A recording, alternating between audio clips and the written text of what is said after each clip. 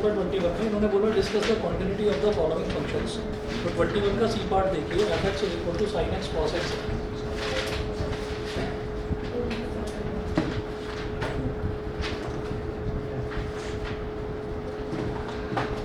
तो फिर वही वाली चीज़ है यहाँ पर कि दो अलग अलग ट्रिग्नोमेट्रिक फंक्शन दे रखे हैं, एक साइन दे रखा है और एक कॉस दे रखा है।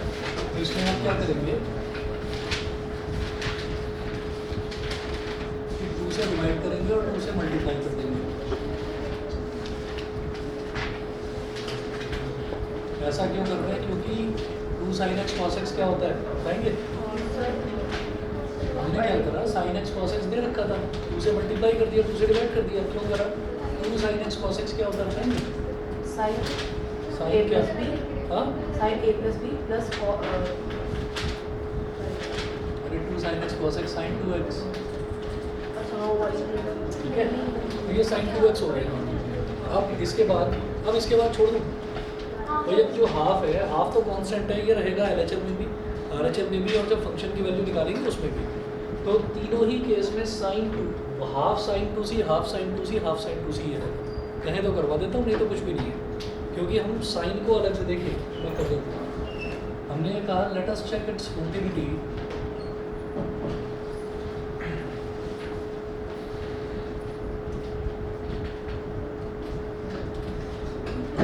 Let us check its continuity at x is equal to c। x is equal to c पर continuity अगर चेक करनी है तो LHL at x is equal to c fx is equal to limit x tending to c minus fx is equal to limit h tending to 0, limit h tending to 0 f c minus H, ये हो गया। तो यहाँ तक तो सब कुछ हम सेम ही करते हैं, पहला, दूसरा और तीसरा स्टेप ये सेम होता है, ठीक है। अभी तक जितने भी क्वेश्चन देखे सब में यही था। उसके बाद फंक्शन तो केवल एक ही दे रखा है, तो क्या करेंगे, बस x की जगह पर c माइनस एच आ जाएगा। तो ये क्या हो जाएगा, limit h tending to 0 half sine 2 और x की जगह आ गया c माइनस एच। अब ये जो हाफ है, ये हाफ एक कांस्टेंट टर्म है, तो इसको हाफ को मैं इसके बाहर भी निकाल सकता हूँ, कोई दिक्कत नहीं है। और बाकी चाहे अंदर ही रखना चाहे तो अंदर रख दीजिए। लिमिट h टेंडिंग टू 0 1/2, और ये हो जाएगा sine 2c minus 2h, sign 2c minus 2h। अब इसमें साइन a माइनस बी का फॉर्मूला लगेगा। साइन a माइनस बी क्या होता है, sine a cos B plus sine a cos B minus cos a sine B, ठीक है।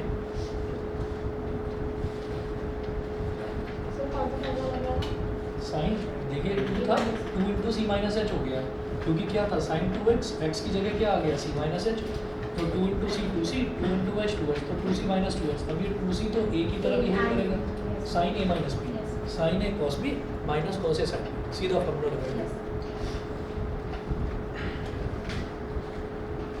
तो ये हो गया लिमिट h टेंडिंग टू 0 1/2, और इसके बाद यहाँ पर इसको एक्सपेंड कर दो, तो साइन a cos b मतलब sine 2c cos 2h, sine a cos b minus cos a sine b minus cos a sine b मतलब cos 2c साइन 2h, ये हो गया। अब इसके बाद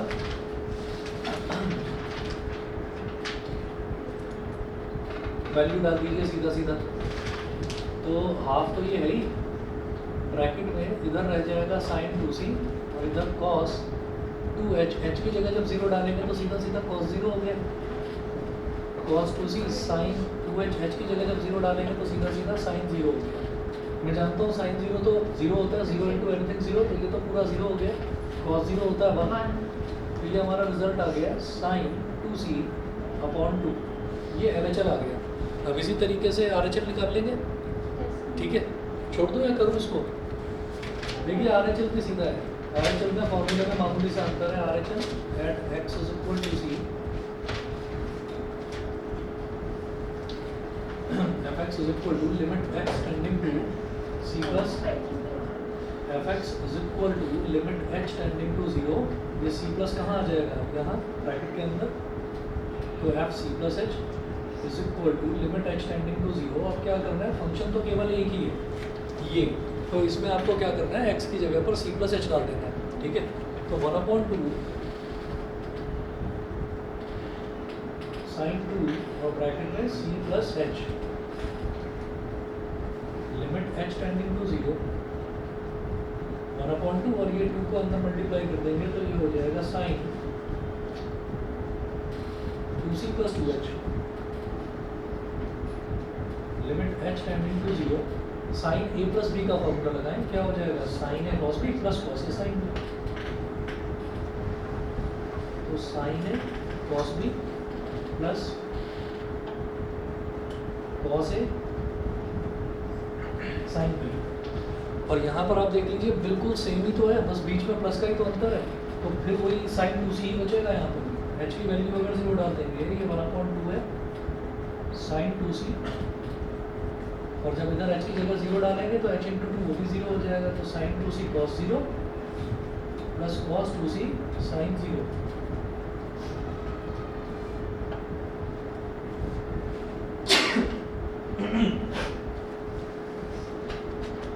इज इक्वल टू 1/2, और cos 0 की वैल्यू होती है 1, तो यहाँ बचेगा केवल साइन 2c, और ये पूरा का पूरा टर्म आपका 0 हो गया, तो ये आ गया साइन 2c अपॉन 2, तो ये RHL हो गया, ये LHL हो गया। इसके अलावा अगर मैं फंक्शन की वैल्यू निकालूँ, सीधा सीधा FC निकालूँ, तो FC कहाँ निकलेगा, यहाँ पर आप सीधा सीधा x की जगह c डालिए यहाँ पर, तो ये क्या हो जाएगा, हाफ साइन 2c। तो since LHL at x is equal to c, fx is equal to RHL at x is equal to c, fx is equal to fc is equal to fc, therefore fx is continuous,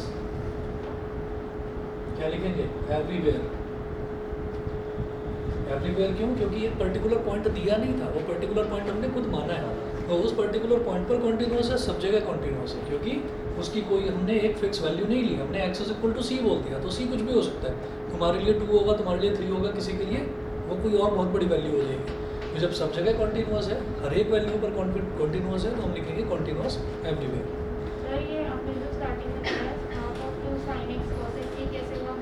ये हमने ऐसे करा कि जैसे function original तो मेरे को ये दे रखा था sin x cos x, मैं ये चाहूँगा कि 2 ट्रिग्नोमेट्रिक फंक्शन जहाँ भी मिल रहे हैं ना, मैं कोई भी फॉर्मूला लगाकर उसको सिंगल में कन्वर्ट कर दूँ। तो हमने क्या करा, sin x cos x दिख रहा है, तो हम जानते थे कि अगर 2 से मल्टीप्लाई कर दूंगा तो 2 sin x cos x बन जाएगा, और 2 sin x cos x sin 2x होता है, तो इस वजह से ये हमारा हाफ sin 2x, तो अब केवल साइन वाला ही रह गया हमारे पास, मल्टीप्लाई डिवाइड खुद से कर। हाँ जी, उसके बाद देखिएगा क्वेश्चन नंबर 22 है, discuss the quantity of the cosine, cosecant, secant and cotangent functions. तो क्वेश्चन नंबर 22 में इन्होंने आपसे कहा है कि आपको क्वांटिटी डिस्कस करनी है किस किस की, कोसाइन की। कोसाइन का मतलब क्या है, cos x। उसके बाद बोल रहे हैं कोसिकेंट, कोसिकेंट का मतलब क्या है, cos x। cos x का फुल फॉर्म कोसिकेंट होता है, cosec x। उसके बाद सीकेंट, सीकेंट मतलब sec x, sec x, और फिर है लास्ट में कोटेंजेंट यानी कि cot x।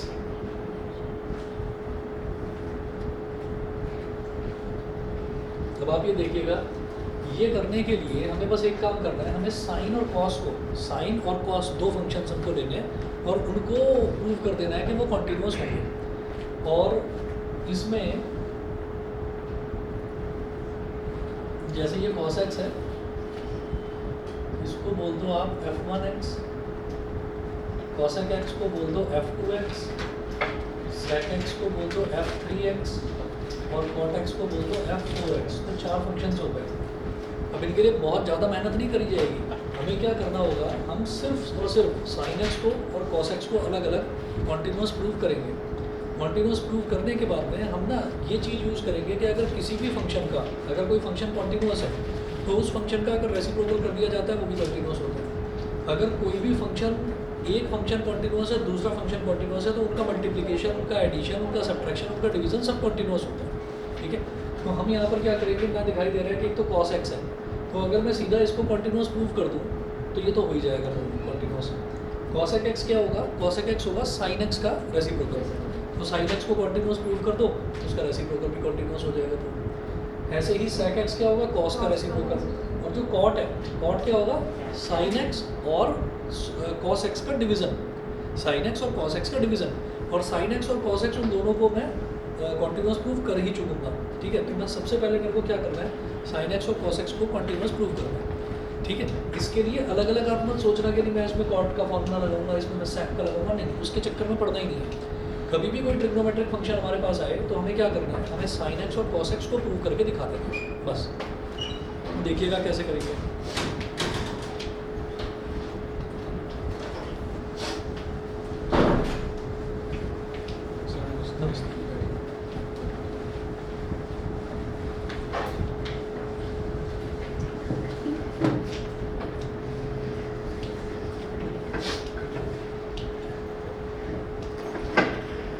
So let us check the continuity of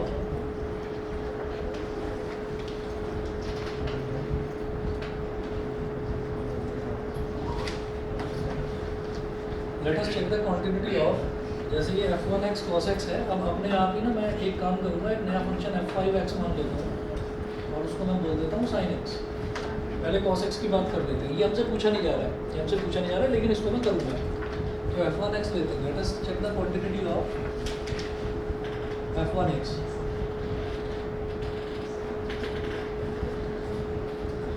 eight x is equal to c, तो x at x is equal to c का मतलब क्या हो गया कि कहीं पर भी किसी भी पॉइंट पर मुझे चेक करना है।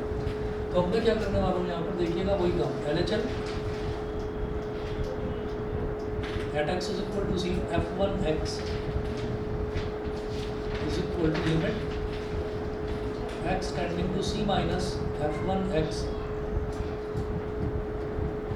Is equal to limit h tending to 0 f1 c minus h। तो लिमिट h टेंडिंग टू 0, फिर वही काम करना है कि f1 c माइनस h। तो f1x क्या था, f1x था cos x, तो f1 c माइनस h क्या हो जाएगा, x की जगह c माइनस h डाल देना बस। ठीक है, तो क्या कर रहे हैं, ये हो जाएगा cos और ब्रैकेट में डालिएगा c minus h, cos a minus b का फॉर्मूला लगाओ,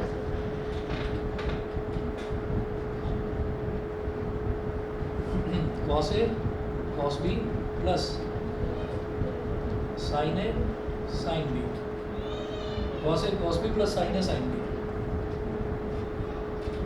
तो limit h tending to 0 cos c cos 0 plus sin c sin 0।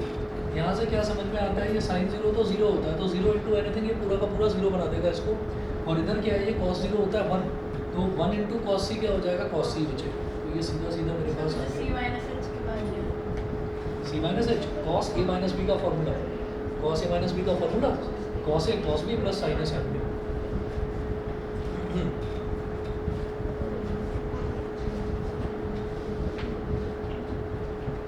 RHL at x is equal to c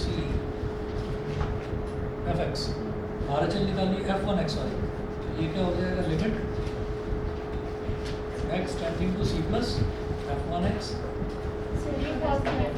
हाँ, आप ये देखो मैंने लेफ्ट हैंड लिमिट निकाला, तो ये और ये 3 स्टेप तो आ गए होंगे शायद समझ में, सब में एक ही कहानी कर रहा हूँ। उसके बाद क्या है कि f1x क्या था, f1x था cos x, तो क्या हुआ कि जब f1 c माइनस h है तो क्या हो जाएगा, cos c minus h, x की जगह c माइनस h डाल दिया। अब x की जगह c माइनस h डाला तो cos c माइनस h हो गया। तो cos a minus b, cos a minus b क्या होता है, cos a cos b plus sin a sin b। उसके बाद h की वैल्यू सीधा सीधा 0 सब्स्टिट्यूट कर दिया, तो हमारे पास cos c बचा है। ठीक है, sin c इस वजह से खत्म हो गया क्योंकि sin 0 की वैल्यू 0 होती है, 0 इंटू एनीथिंग 0, तो ये वाला टर्म तो खत्म ही हो गया। ठीक है, और cos 0 की वैल्यू होती है 1 इंटू cos c आ गया। सही है, इसके बाद देखिएगा limit x tending to C plus f one x, तो ये क्या हो जाएगा limit h tending to zero. Sir आपने क्या साथ करा क्या पानी आ रहा है? भाई पीस सर पे सकते सही बताओ। हाँ ये है ना तो बस क्या पता इसे पर ही आ रहा हो सकता है नहीं ज़्यादा नहीं है ज़्यादा गर्मी में होता है क्या ऐसा?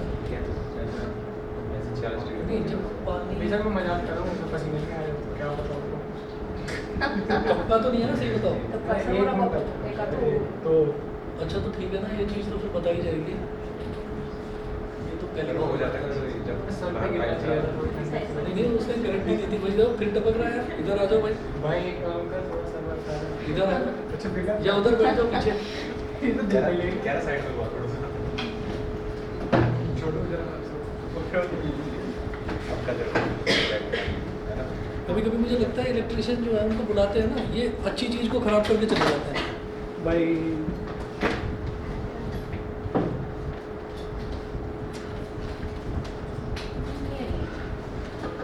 अच्छा चलिए जी अब देखिएगा, तो ये limit h tending to zero f one C plus h हो गया।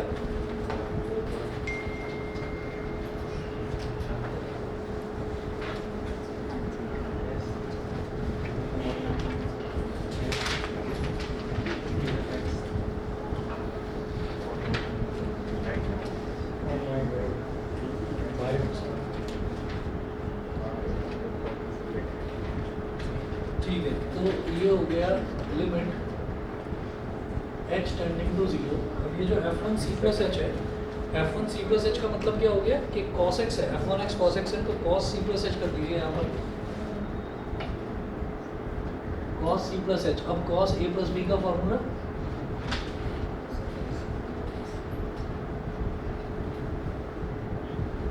cos a cos b minus sine a sine b। और यहाँ पर जब h की जगह जीरो डालेंगे, लिमिट की जगह जीरो डालेंगे तो लिमिट हटाइए cos c into cos zero minus sine c into sine zero. cos zero होता है 1, साइन जीरो होता है 0, 0 इंटू एनीथिंग 0, तो ये भी केवल हमारा cos c बच गया। और f1c इज इक्वल टू हो गया cos c। Since LHL at x is equal to c, f1x is equal to RHL at x is equal to c, f1x is equal to f1c is equal to f1c. Therefore, cos x is continuous everywhere.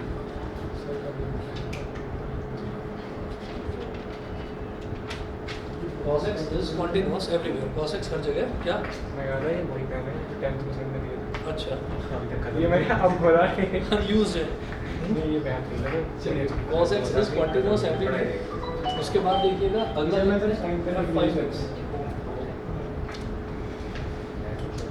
f5x is equal to sin x at x is equal to c। अब sin x को continuous prove करना है तो देखिएगा LHL at x is equal to c, f5x is equal to limit x tending to c minus limit x tending to c minus f5x is equal to limit h tending to 0 f5 c minus h। ये हो गया। और यहाँ पर क्या करिए कि अब जो ये f5x है ये मैंने क्या लिया था sin x, तो साइन वाले फॉर्मूले में डाल दो c माइनस एच, एक्स की जगह c माइनस एच डाल दीजिए बस।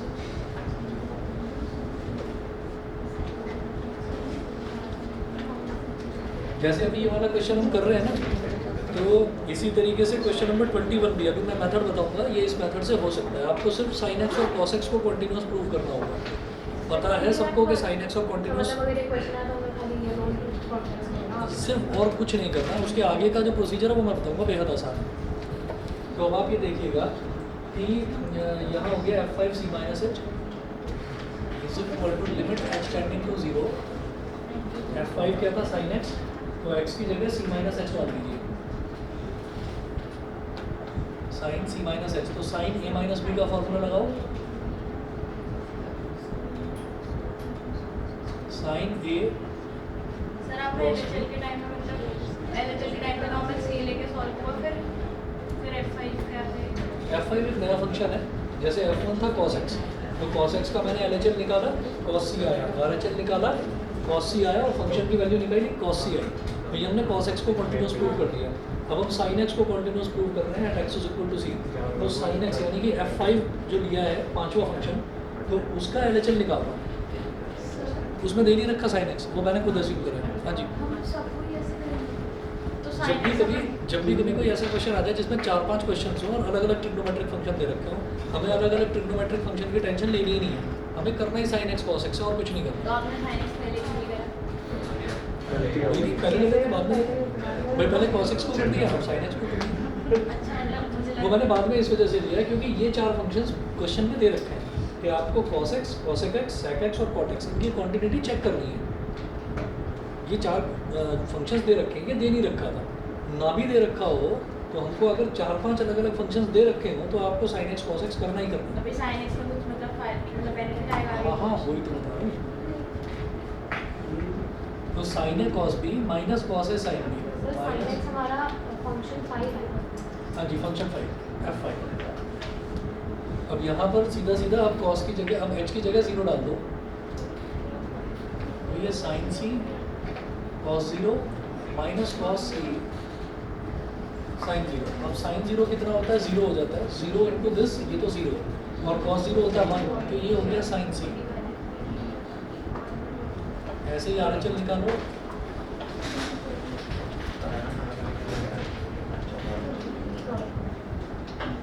is equal to limit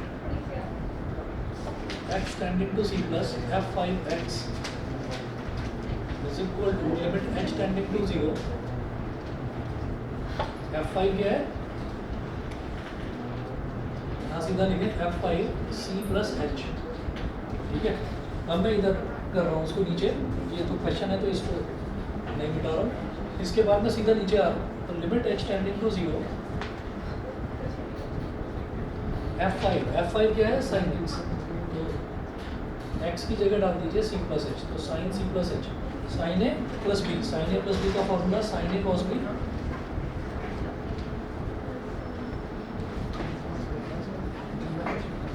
sin a cos b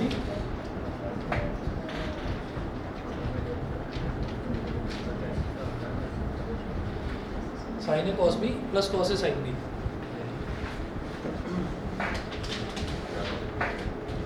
अच्छा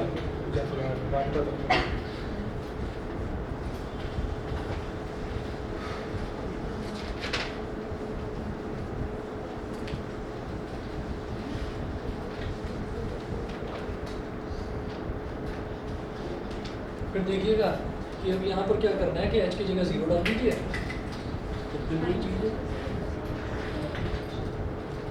sin c cos 0 plus cos c sin 0, sin 0 0, ये पूरा 0 हो गया और cos 0 होता है 1, तो केवल sin c बचा यहाँ पर। इसी तरह से f5 की एग्जैक्टली c पर अगर वैल्यू निकालें तो वो सीधा सीधा sin c आ रहा है।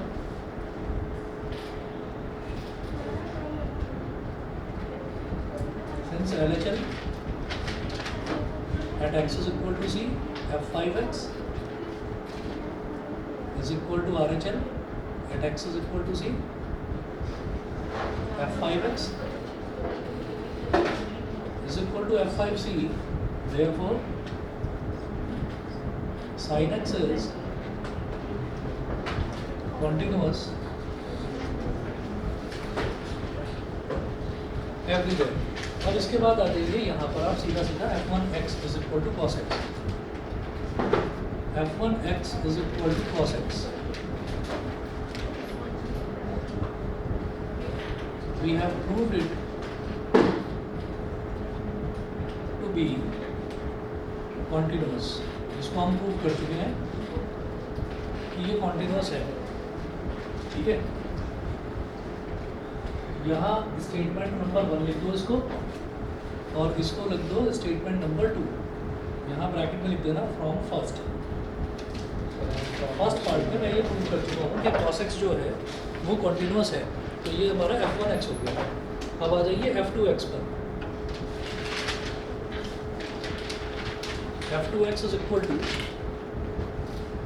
अब लिखिएगा f2x is equal to cos x। इसको भी इस तरह से अंडरलाइन करना, और यहाँ पर लिखना कि f2x is equal to 1 upon sine x, 1 upon sine x, ठीक है। अब 1 को लिखना है इस तरह से, एक्सक्लेमेटरी साइन के इसके अंदर लिखना इन्वर्टेड कॉमास के अंदर 1 is a constant function. 1 is a constant function. Constant function हमेशा कॉन्टिन्यूस होता है, क्योंकि कांस्टेंट फंक्शन में आप क्या तो LHL निकालोगे, क्या RHL निकालोगे। आप x की जगह c माइनस h या c प्लस h रखोगे ही कहाँ पर, रख ही नहीं सकते भाई। x तो होना चाहिए ना फंक्शन के अंदर। जैसे यहाँ पर साइन x था तभी तो साइन c प्लस h या sine c minus h substitute करा। कांस्टेंट फंक्शन में कहीं सब्सटीट्यूट नहीं करते, तो constant function is always continuous. 1 is a constant function which is continuous.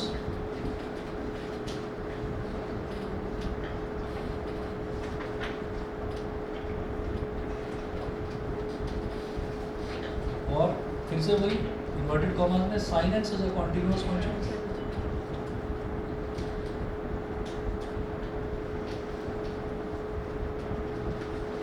Is a continuous function from second statement में ये हम लिख चुके हैं कि sin x हमारा कॉन्टिन्यूस फंक्शन है। अब उसके बाद एक स्टेटमेंट लिखना होगा कि division of any two continuous function is always continuous। आज आपको ज़्यादा फास्ट नहीं लिखते, हाँ, आज आपको ज़्यादा फास्ट नहीं लिखते, है पता नहीं दवाई का असर होगा। फिर कुछ रेड बुल वगैरह पी लीजिए। नहीं, दवाई का असर होगा, क्या तो हूँ दवाई रेस्क्यू। रेड बुल की चीज़ भी नहीं। हाँ सर इसके अंदर हमने जैसे साइन वाला फंक्शन हमने 5th नंबर पे लिया, सर वो तो हमने डायरेक्टली ले लिया, तो हमें इसमें लिखने की ज़रूरत है कि लेट f5 इज इक्वल नहीं, वो लेट वगैरह तो लिखेंगे, वो तो सब लिखना ही है कि मैंने उसको ऐसा एज्यूम करा है, वो तो सब लिखना ही है। अच्छा आज तबीयत ठीक है सर? पहले से ठीक है। चलिए जी, उसके बाद and division of any two continuous functions is continuous, comma, so cosec x is also continuous। ठीक है, वो LHL RHL का वो झमेला सब करने की जरूरत नहीं है।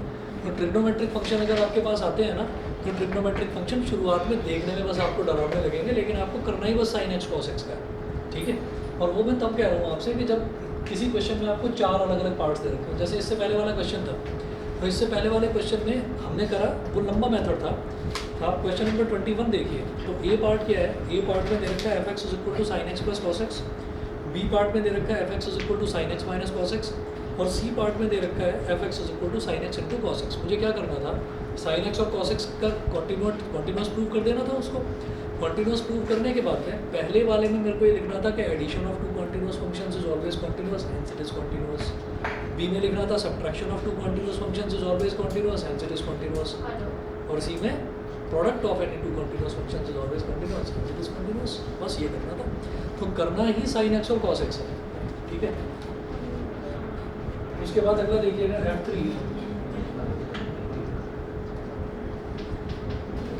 f3x is equal to sec x। तो इसको क्या लिखेंगे, f3x is equal to 1 upon cos x, ठीक है। 1 क्या है, constant function continuous, cos x क्या है, continuous, proved in from statement 1, from 1 लिख देना वहाँ पर, ठीक है। Therefore it is also continuous since One is a constant function.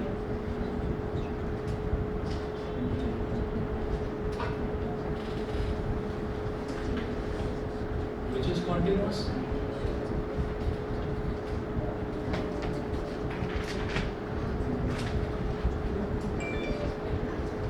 Cos x is also continuous.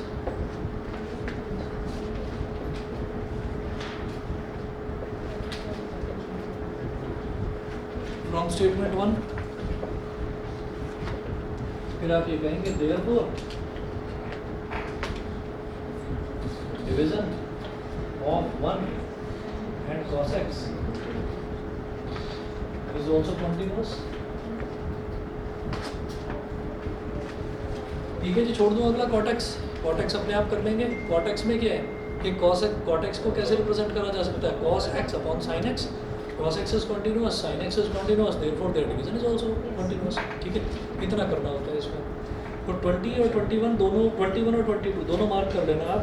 और एक चीज़ का ध्यान रखना, मान लीजिए यही 4 पार्ट्स वाला क्वेश्चन जो है, यही 4 पार्ट्स वाला क्वेश्चन मान लो 2 नंबर का आ जाता है. अगर ये 2 नंबर का आ जाता है तो 2 नंबर में फिर पूरा sin x को कंटिन्यूस करना, पूरा cos x को उसके चक्कर में मत पड़ना.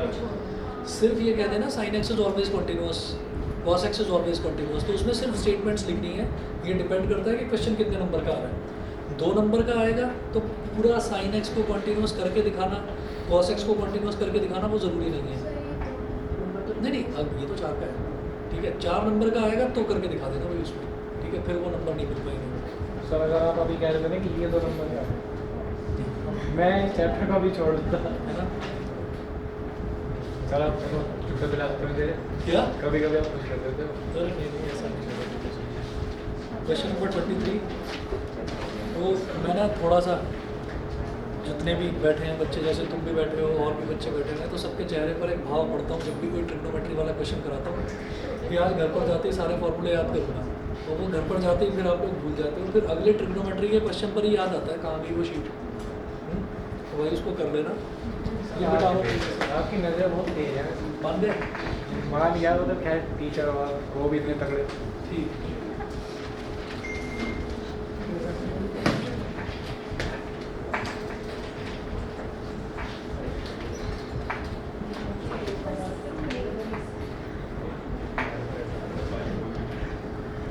चलिए अगला देखिएगा, question number 23. Find all points of discontinuity of f.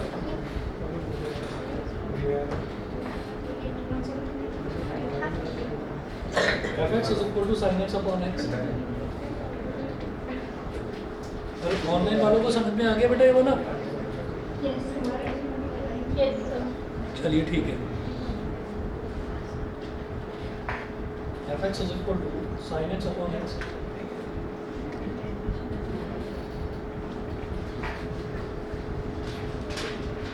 If x is less than 0, x plus 1 if x is greater than equal to 0.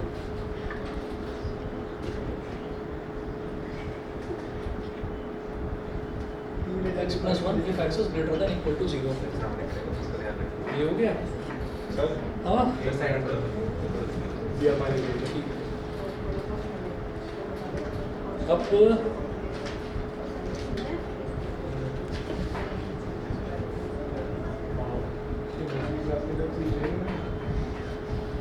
अब देखिएगा कि यहाँ पर क्रिटिकल पॉइंट मेरे को क्या दिखाई दे रहा है? 0. 0 क्रिटिकल पॉइंट है कि 0 से जब छोटा है तो फंक्शन की वैल्यू कुछ और, 0 से बड़ा है तो फंक्शन की वैल्यू कुछ और. तो अब देखिएगा, मैं LHL निकालूंगा. LHL at x is equal to 0. LHL at x is equal to 0. fx is equal to limit x tending to 0 minus fx is equal to limit h tending to 0 f 0 minus h. अच्छा 0 minus h तो minus h ही हो गया ना. Limit h tending to 0 f minus h is equal to, अब देखिएगा, अब जब मैं लेफ्ट हैंड लिमिट यानी कि x टेंडिंग टू 0 माइनस, जब x 0 से छोटा होगा, जब x 0 से छोटा होगा तो मुझे sin x अपॉन x मुझे ये वाला लेकर चलना है. ठीक है, तो क्या करेंगे, limit h tending to 0 sin x की जगह क्या डाल दीजिए, minus h, sin minus h और अपॉन x की जगह पर भी माइनस एच। अब हमें एक चीज़ याद रखनी है कि साइन माइनस थीटा क्या होता था, माइनस साइन थीटा। तो ये जो साइन माइनस एच है इसका माइनस बाहर आ जाएगा, ठीक है। Limit h tending to 0 minus sine H upon minus H, minus से माइनस कट गया। अच्छा मुझे बताइए limit x tending to 0 sine x upon x क्या होता था? Limit x tending to 0 sine x upon x क्या होता था? 0 1 होता था, 1 होता था। ये लिमिट के 3-4 फॉर्मूले भी याद है कि नहीं 11th के? नहीं है? बताता हूँ। पहले तो चलिए इसको कर दीजिए कि जब भी कभी limit h tending to 0 sine h upon h आएगा तो ये फॉर्मूला है। अब ये फॉर्मूला कैसे है वो आपको बताऊंगा, 2 मिनट रुक जाइए, पहले ये क्वेश्चन हो जाए। तो ये फॉर्मूला है, फॉर्मूले के हिसाब से बना गया, ठीक है। फॉर्मूले के हिसाब से ये बना गया, यहाँ तक तो क्लियर है, चले आगे। Yes sir. इसके बाद आगे देखते हैं right hand limit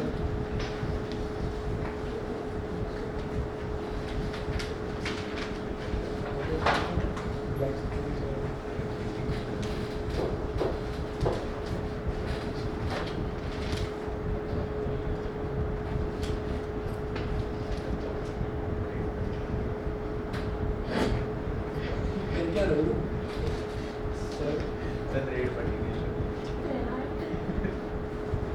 rate sir ये पागल हो गया है। रेट मतलब छापा। दिया के घर में पैसा ज्यादा के पैसा पूजा सिंगल है क्या घर पे कोई? मुझे लगा उसकी वजह से कुछ।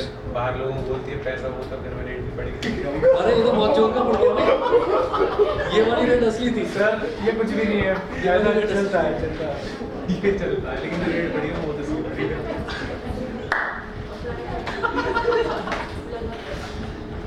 वो आराम से थोड़ा सा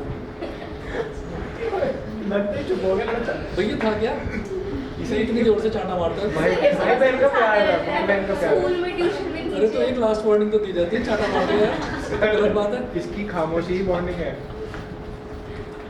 कोई भी साइड में पड़ने वाला चुप हो जाए। मैं बता दूं जिस बता दिया x tending to 0 plus fx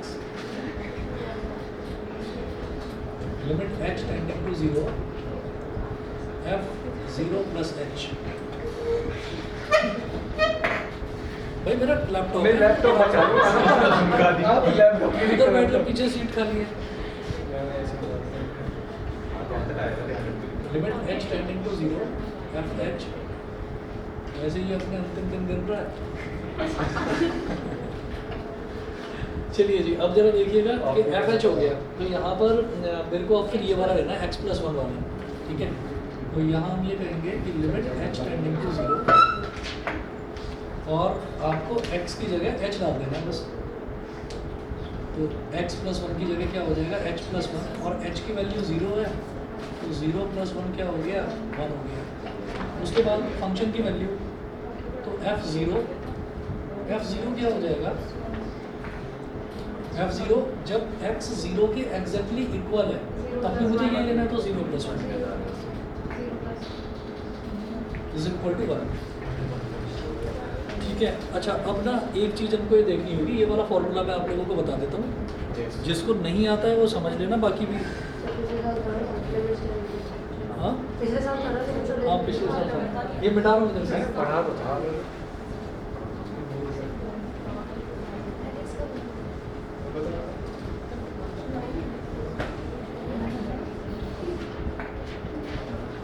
अच्छा तो हम ये कहेंगे यहाँ पर इसको ये बोल देंगे since LHN at x is equal to 0 fx is equal to RHN at x is equal to 0 fx is equal to f0। तो ये सब कुछ इक्वल है तो हम ये बोलेंगे so there is no point of discontinuity, there is no point of discontinuity of f। Question में ये पूछा गया था कि आप ये बताइए कि find all points of discontinuity of f। तो जो क्रिटिकल पॉइंट दे रखा होता है वो अगर कॉन्टिन्यूस, अगर उस पर कॉन्टिन्यूस है फंक्शन, तो फंक्शन सब जगह कॉन्टिन्यूस होगा। अगर उस जगह पर फंक्शन जो है आपका कॉन्टिन्यूस है, तो हमने ये देख लिया कि सब जगह कॉन्टिन्यूस होगा, इसका मतलब there is no point of discontinuity, discontinuity का कोई पॉइंट ही नहीं है, ठीक है। उसके बाद अब मैं आता हूँ इस पर, तो 4-5 फॉर्मूले हैं, अगर याद है 11th में तो बहुत बढ़िया, नहीं याद है तो लिख लो यहाँ पर।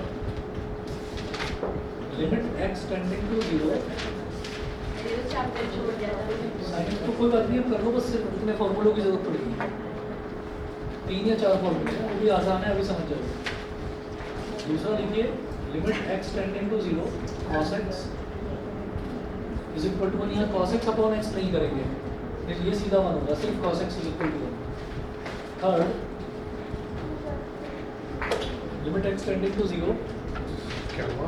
देख रहा था, सेक्शन में लगा tan x upon x is equal to 1। वही इधर ध्यान रखना, तुम सीधे हाथ पर बैठे हो, लेफ्ट वाला बड़ा जोर का पड़ा था, सीधे हाथ का तो अबे रिकमेंड होगी। चलिए फोर्थ देखिएगा, limit x tending to 0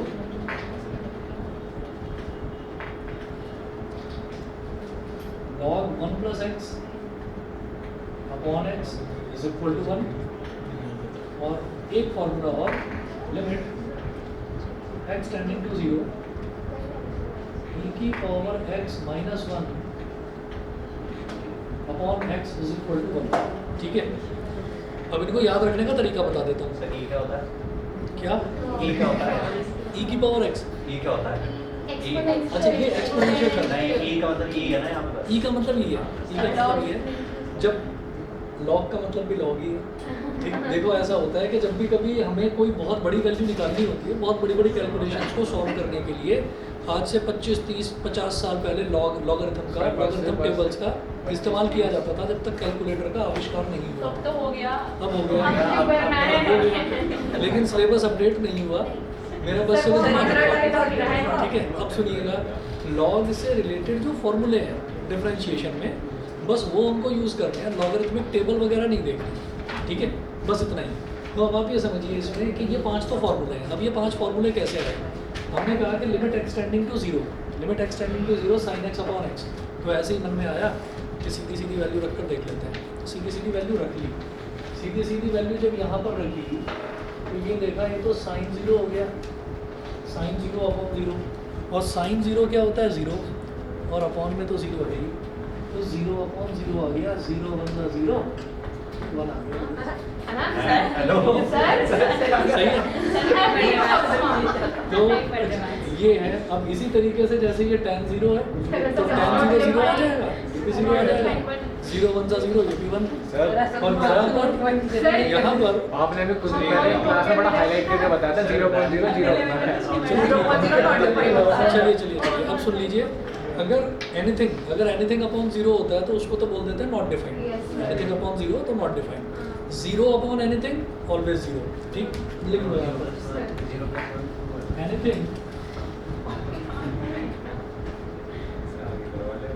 anything upon 0, ये तो होता है नॉट डिफाइंड। अरे देखो, लेकिन वो से आगे सर चुप रहेगा। 0 अपॉन एनीथिंग क्या हो गया, ये होता है 0, और 0 अपॉन 0 को बोलते हैं इंडिटरमिनेट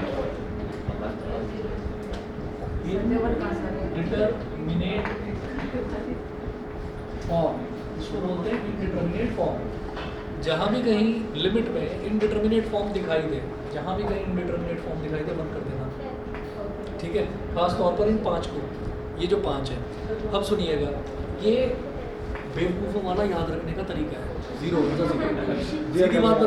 सीधी बात बता रहा हूँ, गलत है ये, गलत है, हाँ, लेकिन याद रखने का तरीका यही है। समझ लेना कैसे।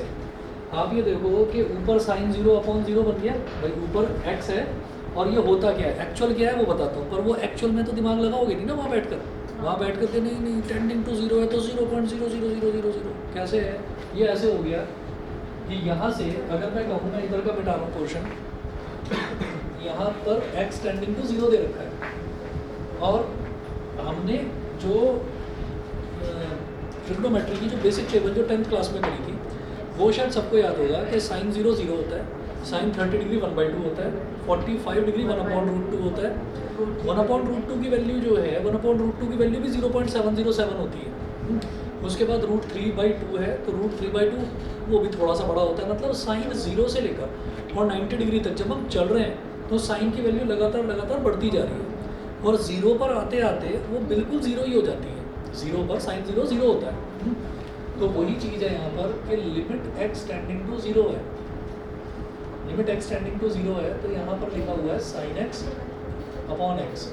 तो जब मैं x की वैल्यू 0 में एग्जैक्टली डाल नहीं सकता है क्योंकि लिमिट x टेंडिंग टू 0 है, तो हमने लिखा कि साइन 0.0000000 बहुत सारे 0 और 1 ये कर लिया, यानी कि 0 तो नहीं है लेकिन लगभग 0 को अप्रोच कर रहा है।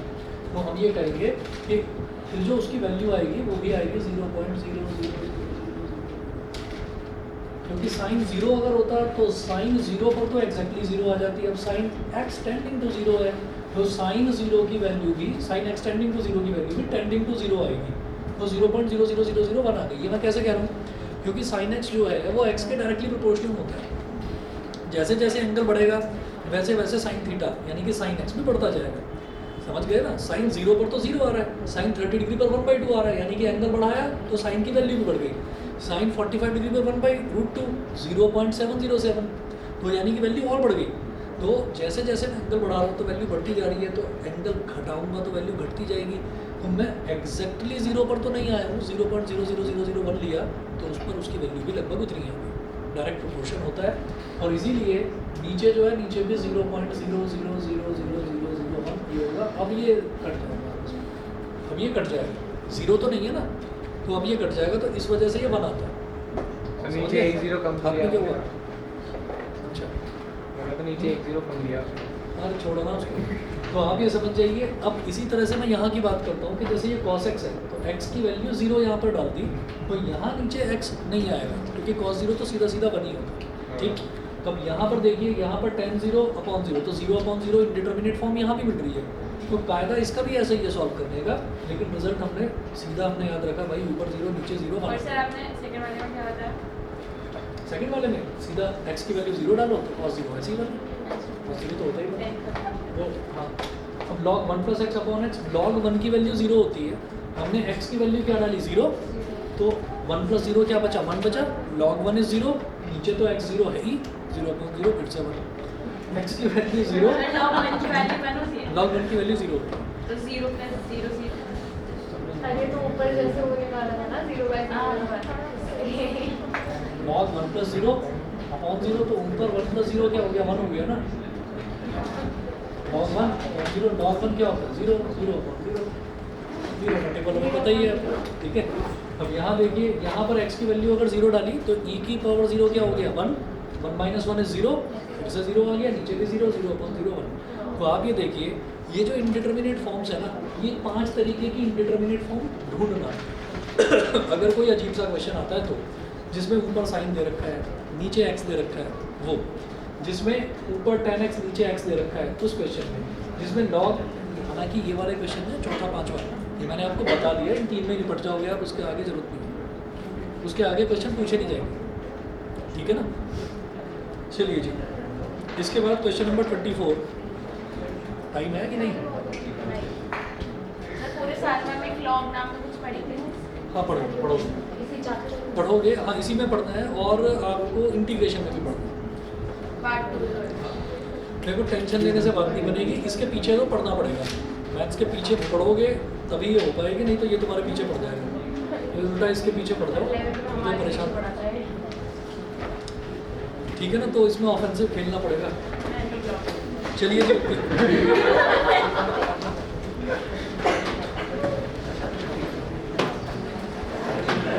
के साथ ही रहना तो।